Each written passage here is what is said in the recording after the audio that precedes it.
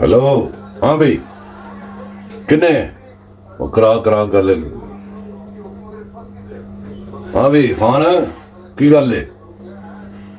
और नहीं यार मैं मियाँ पहले फोन किया दुबई उत्थे मियाँ नाल मुलाकात हो सकी फिर वो सोधिया मैं बड़ा सोचता मतलब फोन मिलाता रहा मैं क्या भी वो यार बड़ी जरूरी गल करनी मैसेज दिता किसी ने तो गल हुई मियाँ नाल वो मियाँ साहब तो कहते मैं जानता ही नहीं किसी इमरान खान को यकीन करो कि मैंने बड़ी शर्मिंदगी मैं फिर मियाँ साहब बड़े प्यार में बदल गल की मैं मियाँ साहब तुम कम से कम है ना कब जानते नहीं जे तो गल सुनो साडी वो मियाँ साहब कहते यार मैं मेरे को ना फजूल टाइम नहीं है तो दफा मार हाँ जी मैं बार कराँगा फिर फोन कराँगा बार मैंने नहीं लगता माफी शाफी तेन को मिलनी है किंदा मुराद सही था आहो आहो यार आंदा भी मैंने फोन आया ही बड़े दुख की गल है मैंने हासे में दुख भी होता है वो मुराद सही का नाल नहीं मुंडा कलिया से दोस्त है ना